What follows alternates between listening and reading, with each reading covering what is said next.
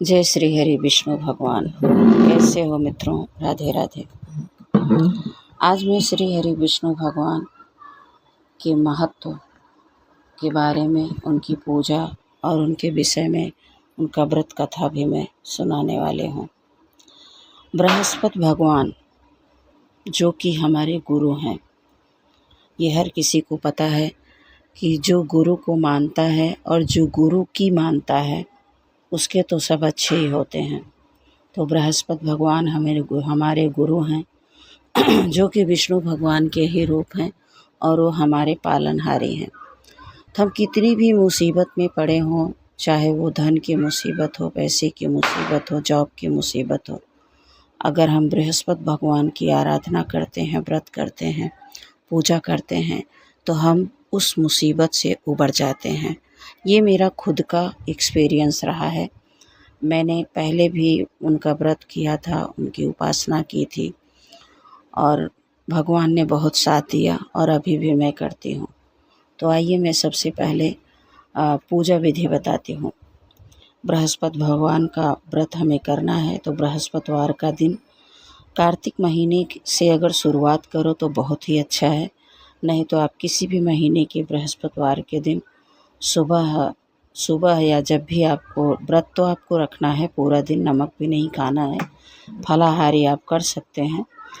तो सुबह नहा धो के और सबसे पहले आप एक चौकी लीजिए और चौकी पर पीला वस्त्र बिछाइए, उसमें भगवान विष्णु की फोटो मूर्ति स्थापित करिए और भगवान बृहस्पति भगवान को चने की दाल और गुड़ और मुनक्का बहुत पसंद है। इसका भोग लगाइए, उनको स्थापित करके लोटे में जल लीजिए और हल्दी का उनको टीका कीजिए।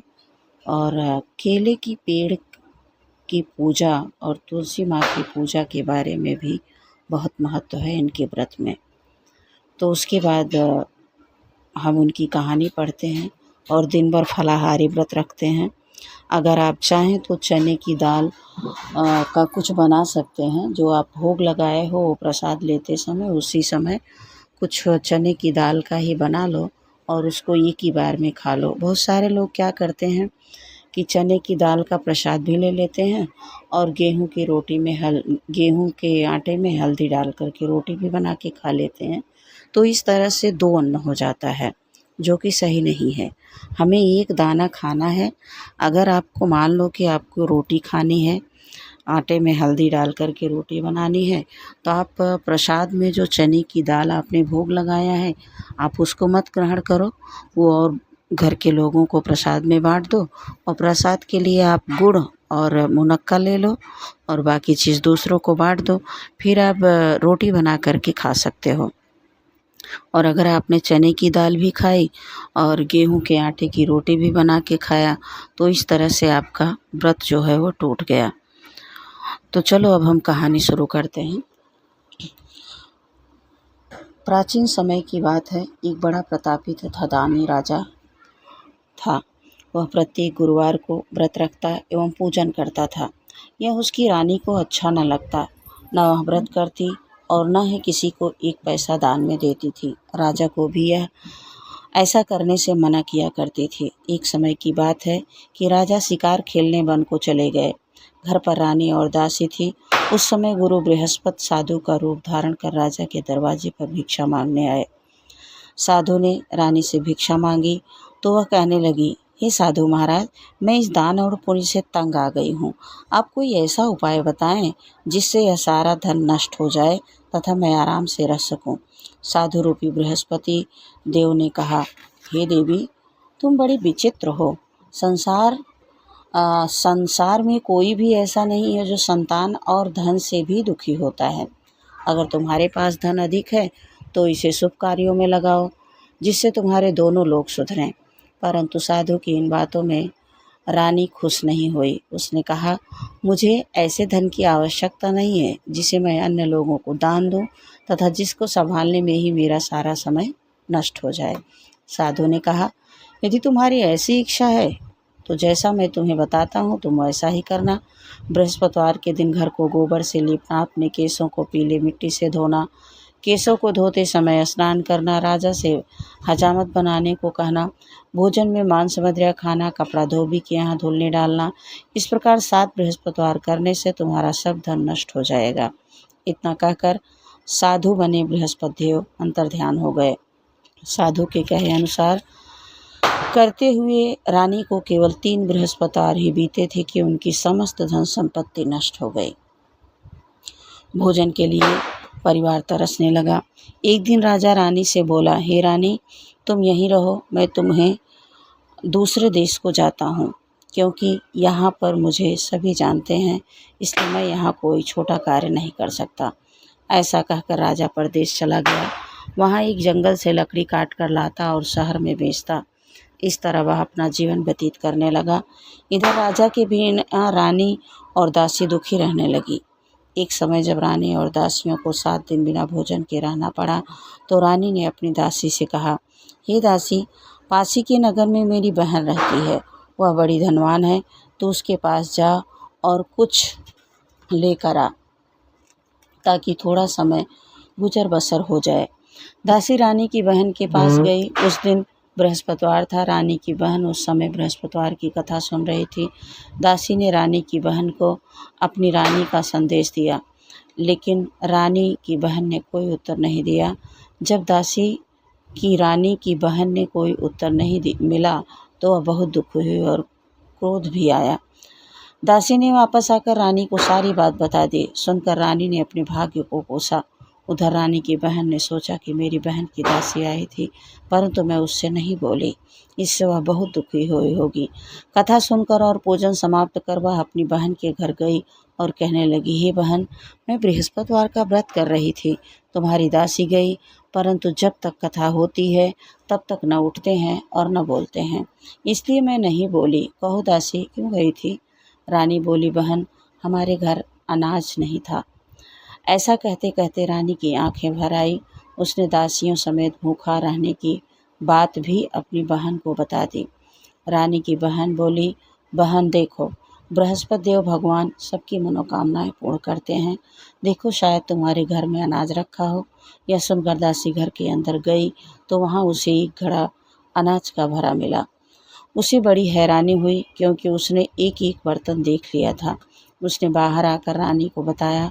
दासी रानी से कहने लगी, हे रानी, जब हमको अन्न नहीं मिलता था, हम व्रत ही तो करते थे, इसलिए क्यों ना इससे व्रत और कथा की विधि पूछ ली जाए, हम भी व्रत किया करेंगे। दासी के कहने पर रानी ने अपनी बहन में से बृहस्पतिवार व्रत के बारे में पूछा। उसकी बहन ने बताया, बृहस्पतिवार के व्रत में चने की दाल और मुनक्का से विष्णु भगवान का केले की जड़ में पूजन करें तथा दीपक जलाएं, पीला भोजन करें तथा कथा सुनें। इससे गुरु भगवान बृहस्पति प्रसन्न होते हैं, मनोकामना पूर्ण करते हैं। व्रत और पूजन की विधि बताकर रानी की बहन अपने घर लौट गई। रानी और दासी दोनों ने निश्चय किया कि बृहस्पति देव भगवान का पूजन जरूर करेंगे। 7 रोज बाद जब बृहस्पतिवार आया तो उन्होंने व्रत रखा।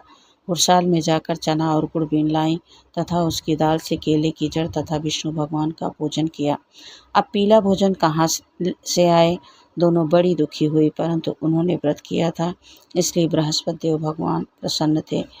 एक साधारण व्यक्ति के रूप में 2 थालों में सुंदर पीला भोजन लेकर आए और दासी को देकर बोले, हे दासी, यह भोजन तुम्हारे लिए और तुम्हारी रानी के लिए है, इसे तुम दोनों ग्रहण करना। दासी भोजन पाकर बहुत प्रसन्न हुई। उसने दासी को सारी बात बताई। उसके बाद से वे प्रत्येक बृहस्पतिवार को गुरु भगवान का व्रत और पूजन करने लगी। बृहस्पति भगवान की कृपा से उनके पास धन हो गया, परंतु रानी फिर पहले की ही तरह आलस्य करने लगी। तब दासी बोली, देखो रानी, तुम पहले भी इस प्रकार आलस्य करती थी, तुम्हें धन के रखने में कष्ट होता था, इस कारण सभी धन नष्ट हो गए। अब गुरु भगवान की कृपा से धन मिला है तो फिर तुम्हें आलस्य होता है। बड़ी मुसीबतों के बाद हमने यह धन पाया है, इसलिए हमें दान पुण्य करना चाहिए।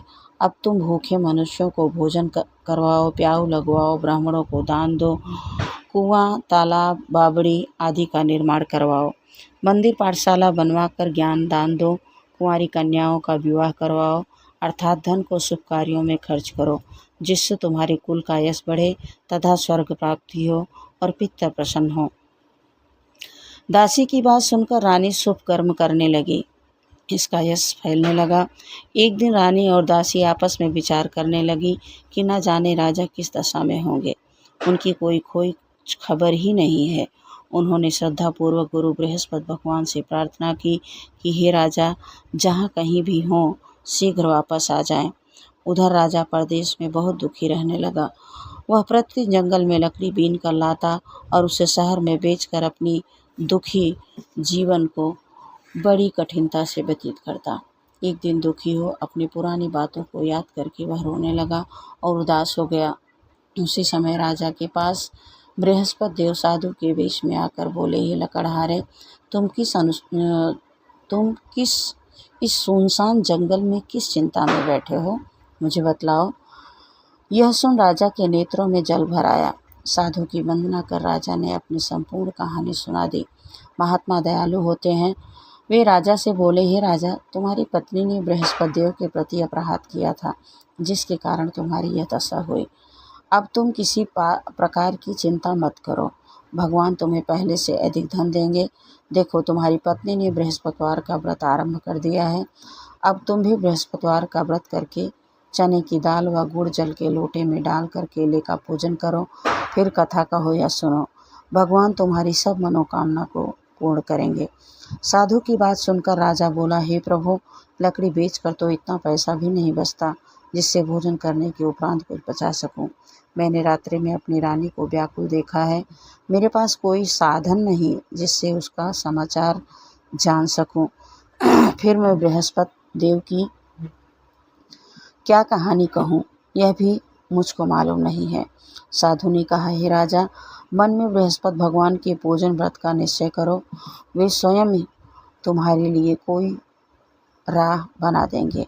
बृहस्पतिवार के दिन तुम रोजाना की तरह लकड़ियाँ लेकर शहर में जाना। तुम्हें रोज से दोगुना धन प्राप्त होगा, जिसे तुम भली भांति भोजन कर लोगे तथा बृहस्पति देव की पूजा का सामान भी आ जाएगा। जो तुमने बृहस्पतिवार की कहानी के बारे में पूछा है वह इस प्रकार है। प्राचीन काल में एक बहुत ही निर्धन ब्राह्मण था। उसके कोई संतान नहीं थी। वह नित्य पूजा पाठ करता। इसकी स्त्री न स्नान करती और न किसी देवता का पूजन करती।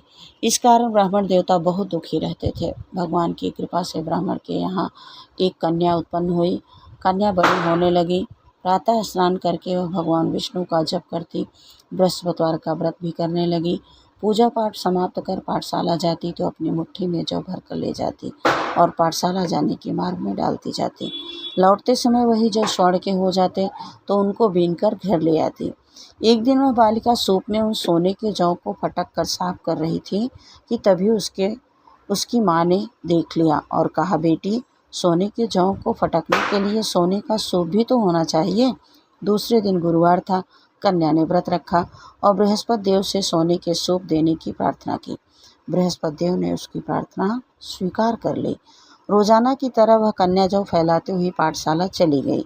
पाठशाला से लौटकर जब वह जौ बीन रही थी तो बृहस्पति देव की कृपा से उसे सोने का सूप मिला। उसे वह घर ले आई और उससे जौ साफ करने लगी, परंतु उसकी माँ का वही ढंग रहा। एक दिन की बात है, कन्या सोने के सूप में जब जौ साफ कर रही थी, उस समय उस नगर का राजकुमार वहां से निकला। कन्या के रूप को देखकर वह उस पर मोहित हो गया। राजमहल आकर वह भोजन तथा जल त्याग दिया, उदास होकर लेट गया।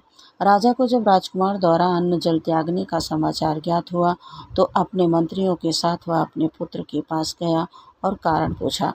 राजकुमार ने राजा को उस लड़की के घर का पता भी बता दिया। मंत्री उस लड़की के घर गया। मंत्री ने ब्राह्मण के समक्ष राजा की ओर से निवेदन किया। कुछ ही दिन बाद ब्राह्मण की कन्या का विवाह राजकुमार के साथ संपन्न हो गया। कन्या के घर से जाते ही ब्राह्मण के घर में पहले ही की भांति गरीबी का निवास हो गया। एक दिन दुखी होकर ब्राह्मण अपनी पुत्री से मिलने गए। बेटी ने पिता की अवस्था को देखा और अपनी माँ का समाचार पूछा। ब्राह्मण ने सभी हाल का सुनाया। कन्या ने बहुत सा धन देकर अपने पिता को विदा कर दिया, लेकिन कुछ दिन बाद फिर वही हाल हो गया। ब्राह्मण फिर अपनी कन्या के यहाँ गया और सभी हाल कहा तो पुत्री बोली, हे पिताजी, आप माताजी को यहाँ लिवा लाओ, मैं उन्हें वह विधि बता दूंगी जिससे गरीबी दूर हो जाए। ब्राह्मण देवता अपनी स्त्री को साथ लेकर अपनी पुत्री के पास राजमहल पहुँचे तो पुत्री अपनी माँ को समझाने लगी, हे माँ, तुम प्रातःकाल स्नानादि करके विष्णु भगवान का पूजन करो तो सब दरिद्रता दूर हो जाएगी। परंतु उसकी माँ ने उसकी एक भी बात नहीं मानी। वह प्रातःकाल उठकर अपनी पुत्री के बच्चे का जूठन खा लेती थी। एक दिन उसकी पुत्री को बहुत गुस्सा आया। उसने अपनी माँ को एक कोठरी में बंद कर दिया। प्रातः उसे स्नानादि करा के पूजा पाठ करवाया। उसकी माँ की बुद्धि ठीक हो गई। उसके बाद वह नियम से पूजा पाठ करने और प्रत्येक बृहस्पतिवार को व्रत करने लगी। इस व्रत के प्रभाव से मृत्यु के बाद वह स्वर्ग को प्राप्त हुई। वह ब्राह्मण भी सुखपूर्वक इस लोक का सुख भोग कर स्वर्ग को प्राप्त हो गया। इस तरह कहानी कहकर साधु देवता वहाँ से लोप हो गए। धीरे धीरे समय व्यतीत होने पर फिर बृहस्पतिवार का दिन आया। राजा जंगल से लकड़ी काटकर शहर में बेचने गया। उसे उस दिन और दिनों से अधिक धन मिला। राजा ने चना गुड़ा दिलाकर बृहस्पतिवार का व्रत किया। उस दिन से उसके सभी कष्ट दूर हो गए। परंतु जब अगले दिन गुरुवार आया तो वह बृहस्पतिवार का व्रत करना भूल गया। इस कारण बृहस्पति भगवान नाराज हो गए। उस दिन उस नगर के राजा ने विशाल यज्ञ का आयोजन किया था तथा अपने समस्त राज्य में घोषणा करवा दी थी कि सभी मेरे यहाँ भोजन करने आए, किसी के घर चूल्हा न जले। इस आज्ञा को जो न मानेगा उसको फांसी की सजा दे दी जाएगी। राजा की आज्ञा अनुसार राज्य के सभी वासी राजा के भोज में सम्मिलित हुए, लेकिन लकड़हारा कुछ देर से पहुंचा, इसलिए राजा उसको अपने साथ महल में ले गए। जब राजा उसको अपने साथ महल में ले गए तब राजा लकड़हारे को भोजन करा रहे थे। रानी की दृष्टि उस खूंटी पर पड़ी जिस पर उसका हार लटका हुआ था। उससे हार खूंटी पर लटका दिखाई नहीं दिया।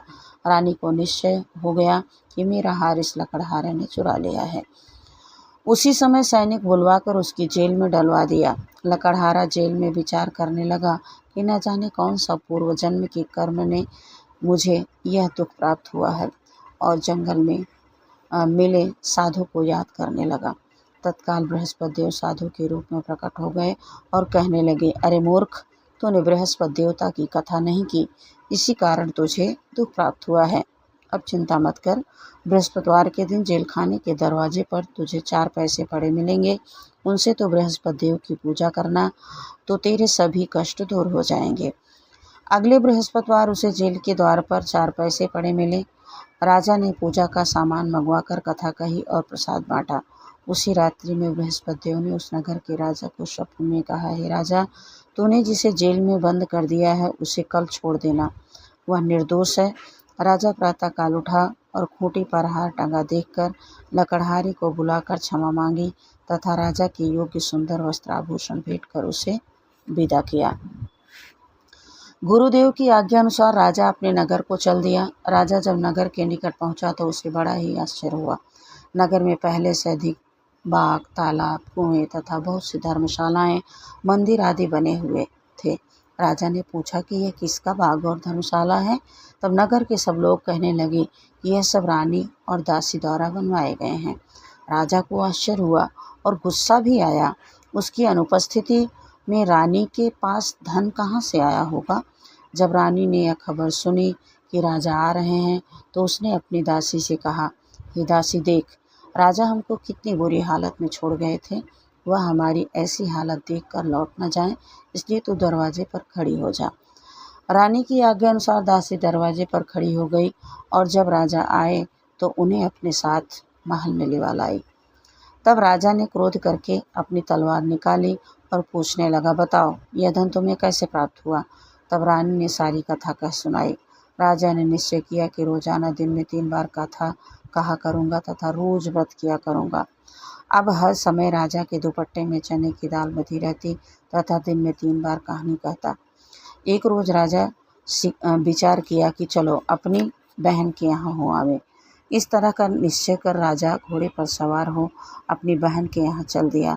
मार्ग में उसने देखा कि कुछ आदमी एक मुर्दे को ले जा रहे हैं। उन्हें रोक कर राजा कहने लगा, अरे भाइयों, मेरी बृहस्पति की कथा तो सुन लो। वे बोले, लो। हमारा तो आदमी मर गया, इसको अपनी कथा की ही पड़ी है। परंतु कुछ आदमी बोले, अच्छा कहो, हम तुम्हारी कथा को सुनेंगे। राजा ने दाल निकाली और कथा कहना शुरू कर दी। जब कथा आधी हुई तो मुर्दा हिलने लगा, और जब कथा समाप्त हुई तो राम राम करके वह मुर्दा खड़ा हो गया। राजा आगे बढ़ा। उसे चलते चलते शाम हो गई। आगे मार्ग में उसे एक किसान खेत में हल चलाता मिला। राजा ने उससे कथा सुनने का आग्रह किया, लेकिन वह नहीं माना। राजा आगे बढ़ पड़ा तो राजा के हटते ही बैल पछाड़ खाकर गिर गए तथा किसान के पेट में बहुत जोर से दर्द होने लगा। उसी समय किसान की पत्नी रोटी लेकर आई। उसने जब देखा तो अपने पुत्र से वह हाल पूछा। बेटे ने सभी हाल बता दिया। बुढ़िया दौड़े दौड़े उस घुड़सवार के पास गई और उससे बोली, मैं तेरी कथा सुनूंगी, तू अपनी कथा मेरे खेत पर ही चलकर कहना। राजा ने लौटकर बुढ़िया के खेत पर जाकर कथा कही, जिसके सुनते ही बैल खड़े हो गए तथा किसान के पेट का दर्द बंद हो गया। राजा अपनी बहन के घर पहुंच गया। बहन ने भाई की खूब मेहमानी की। दूसरे रोज प्रातःकाल राजा जागा तो वह देखने लगा कि सब लोग तो भोजन कर रहे हैं। राजा ने अपनी बहन से जब पूछा, ऐसा कोई मनुष्य है जिसने भोजन नहीं किया हो, जो मेरी बृहस्पतिवार की कथा सुन ले? बहन बोली, भैया देसी ऐसा है, यहाँ पहले लोग भोजन करते हैं, बाद में कोई अन्य कार्य करते हैं। फिर वह एक कुम्हार के घर गए जिसका लड़का बीमार था। उसे मालूम हुआ कि उसके यहाँ 3 दिन से किसी ने भोजन नहीं किया है। रानी ने अपने भाई की कथा सुनने के लिए कुम्हार से कहा। वह तैयार हो गया। राजा ने जाकर बृहस्पतिवार की कथा कही, जिसको सुनकर उसका लड़का ठीक हो गया। अब वो राजा की प्रशंसा होने लगी। एक दिन राजा ने अपनी बहन से कहा, हे बहन, मैं अब अपने घर जाऊंगा, तुम भी तैयार हो जाओ। राजा की बहन ने अपनी सास से अपने भाई के साथ जाने की आज्ञा मांगी। सास बोली, चली जा, परंतु अपने लड़कों को मत ले जाना, क्योंकि तेरे भाई के कोई संतान नहीं होती है। बहन ने अपने भाई से कहा, हे भैया, मैं तो चलूँगी, परंतु कोई बालक नहीं जाएगा। अपनी बहन की बात सुनकर राजा बहुत दुखी हुआ। वह अपने नगर को लौट गया। राजा ने अपनी रानी से सारी बात बताई और बिना भोजन किए वह सैया पर लेट गया। रानी बोली, हे प्रभु, बृहस्पति देव ने हमें सब कुछ दिया है, वे हमें औलाद भी अवश्य देंगे। उसी रात बृहस्पति देव ने राजा को स्वप्न में कहा, हे राजा, उठ, सभी सोच त्याग दे, तेरी रानी गर्भवती है। राजा को यह जानकर बड़ी खुशी हुई। 9वें महीने रानी के गर्भ से एक सुंदर पुत्र पैदा हुआ। तब राजा बोला, हे रानी, स्त्री बिना भोजन के रह सकती है, परंतु बिना बात कहे नहीं रह सकती। जब मेरी बहन आए तो मुझसे कुछ मत कहना। रानी ने हाँ कर दी। तब राजा की बहन ने यह शुभ समाचार सुना तो वह बहुत खुश हुई तथा बधाई लेकर अपने भाई के यहाँ आई। रानी ने तब उसे आने का उलाहना दिया। जब भाई अपने साथ ला रहे थे तब टाल गई, उसके साथ न आई। आज अपने आप ही भागी भागी बिना बुलाए आ गई। तो राजा की बहन बोली, भाभी, मैं इस प्रकार न कहती तो तुम्हारे घर औलाद कैसे होती? बृहस्पति देव सभी मनोकामनाएं पूर्ण करते हैं। जो सद्भावना पूर्वक बृहस्पतिवार का व्रत करता है एवं कथा पढ़ता है, तुम्हें सुनता है और दूसरों को सुनाता है, बृहस्पति देव उसकी सभी मनोकामनाएं पूर्ण करते हैं, उनकी सदैव रक्षा करते हैं। जो संसार में सद्भावना से गुरुदेव का पूजन और व्रत सच्चे हृदय से करते हैं, उनकी सभी मनोकामनाएं वैसे ही पूर्ण होती हैं जैसे सच्ची भावना में रानी और राजा ने बृहस्पति देव की कथा का गुणगान किया तो उनकी सभी इच्छाएं बृहस्पति देव ने पूर्ण की।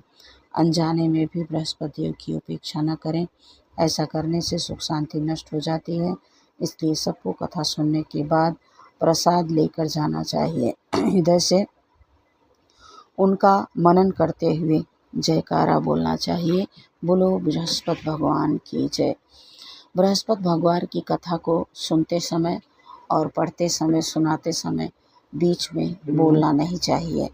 चलो अब हम बृहस्पति भगवान की आरती करते हैं। जय बृहस्पति देवा स्वामी, जय बृहस्पति देवा, छिन छिन भोग लगाऊं, छिन छिन भोग लगाऊं, कदली फल मेवा।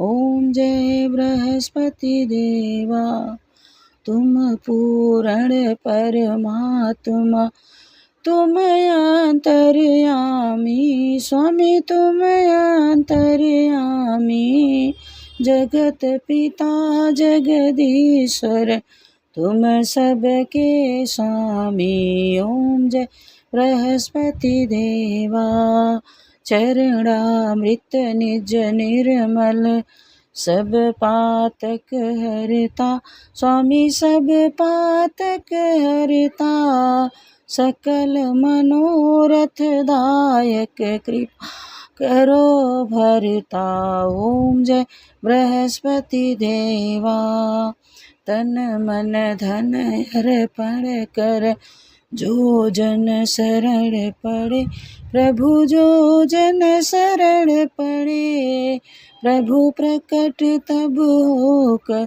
आकर द्वार खड़े। ओम जय बृहस्पति देवा, दीन दयाल दयानिधि, भक्तन हितकारी, पाप दोष सब हरता, भव बंधन हारी। ओम जय बृहस्पति देवा, सकल मनोरथ दायक, सब संशय हारो, विषय विकार मिटाओ, संतन सुखकारी। ओम जय बृहस्पति देवा। जो कोई आरती तेरी प्रेम सहित गावे, स्वामी प्रेम सहित गावे, जेठानंद आनंद कर, निश्चय फल पावे। ओम जय बृहस्पति देव स्वामी, जय बृहस्पति देवा, ओम जय बृहस्पति देवा। दूसरी आरती। ओम जय जगदीश हरे स्वामी, जय जगदीश हरे, भक्त जनों के संकट क्षण में दूर करे। ओम जय जगदीश हरे, जो ध्यावे फल पावे, दुख बिन से मन का स्वामी, दुख से मन का, सुख संपत्ति घर आवे, सुख संपत्ति घर आवे, कष्ट मिटे तन का। ओम जय जगदीश हरे, सुख संपत्ति मात पिता तुम मेरे, शरण गहूँ मैं किसकी स्वामी, शरण गहूँ मैं किसकी, तुम बिन और न दूजा प्रभु, बिन और न दूजा, आस करूं किसकी। ओम जय जगदीश हरे, तुम पूर्ण परमात्मा, तुम अंतर्यामी स्वामी, तुम अंतर्यामी, पार ब्रह्म परमेश्वर, तुम सबके स्वामी। ओम जय जगदीश हरे स्वामी, जय जगदीश हरे, तुम करुणा के सागर, तुम पालन करता स्वामी, तुम पालन करता, मैं मूर्ख खल कामी, कृपा करो भरता। ओम जय जगदीश हरे, तुम हो एक अगोचर, सबके प्राणपति स्वामी, सबके प्राणपति, किस विधि मिलूं दया मैं तुमको कुमति। ओम जय जगदीश हरे स्वामी, जय जगदीश हरे, दीन बंधु दुख हरता तुम ठाकुर मेरे, स्वामी तुम ठाकुर मेरे। करुणा हस्त बढ़ाओ द्वार पड़ा मैं तेरे। ओम जय जगदीश हरे। विषय विकार मिटाओ पाप हरो देवा, स्वामी पाप हरो देवा। श्रद्धा भक्ति बढ़ाओ संतन की सेवा। ओम जय जगदीश हरे। तन मन धन सब कुछ है तेरा, स्वामी सब कुछ है तेरा। तेरा तुझको अर्पण क्या लागे मेरा। ओम जय जगदीश हरे, स्वामी जय जगदीश हरे। ओम जय जगदीश हरे, स्वामी जय जगदीश हरे। भक्त जनों के संकट क्षण में दूर करे। ओम जय जगदीश हरे, स्वामी जय जगदीश हरे। बोलो बृहस्पति भगवान की जय।